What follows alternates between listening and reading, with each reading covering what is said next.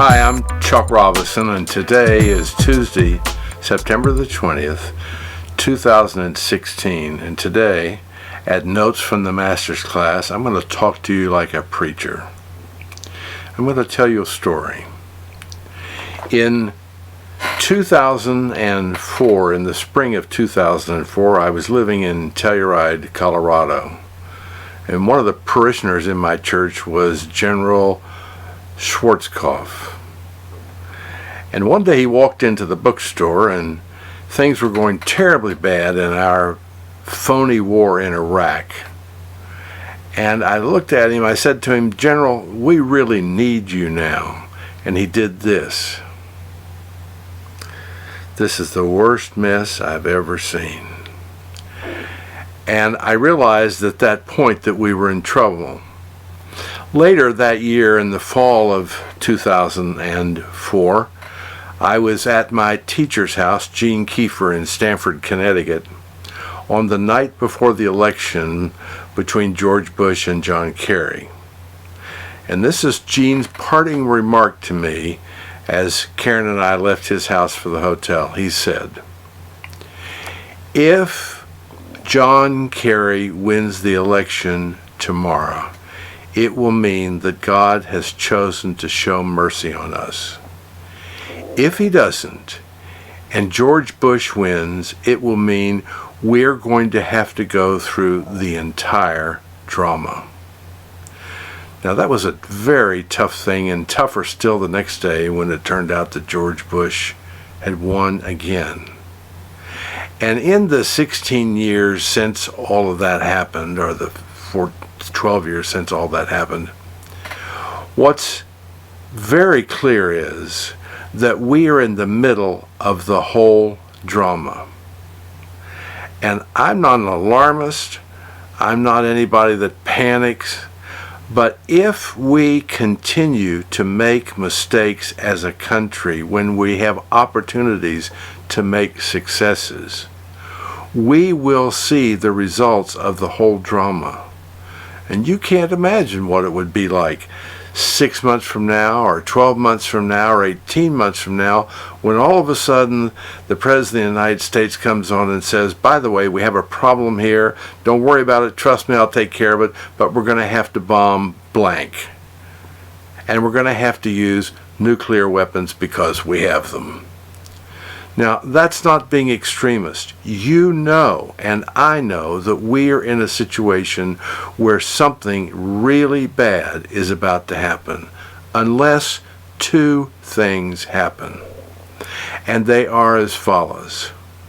Normally, I wouldn't encourage anybody to pray, and certainly not to pray for, well, I just don't do that. That's up to you and God. But today I want to suggest that you do something very simple. Every time you get a chance, and I mean this is serious, say to your God, your Father who is in heaven, "Lord, please show mercy on us in the world today, and show mercy on America. We don't want any more of the drama that we have created. It's so important.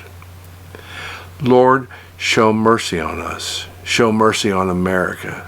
Show mercy on the drama that we have created, and lift this from us in ways that only you can do."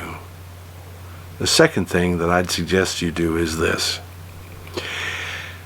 When you have a chance to talk to somebody on the political thing, just ask them, is this really the America that you dream about? Is this the America that you were taught to believe about? Is this the America you want? One of the things that happened to me, one of the great moments of my life, was in 2001.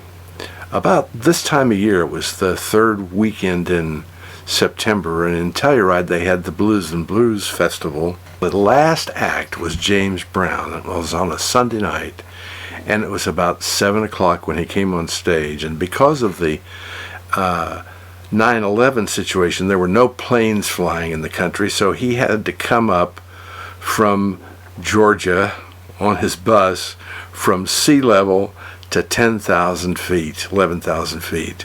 And he arrived at 5 o'clock in the afternoon. This was a 68-year-old man. He was at altitude without the benefit of having time to adjust to it. And he came on stage and he gave a great James Brown show. And at the end of it, he didn't do his dancing. He was too old at that point to do his dancing, but he did everything else. And at the end of it, his band quit and they walked off the stage, and it appeared as though there wasn't going to be an encore. People were clapping and everything, but he didn't come out, and the band didn't come out.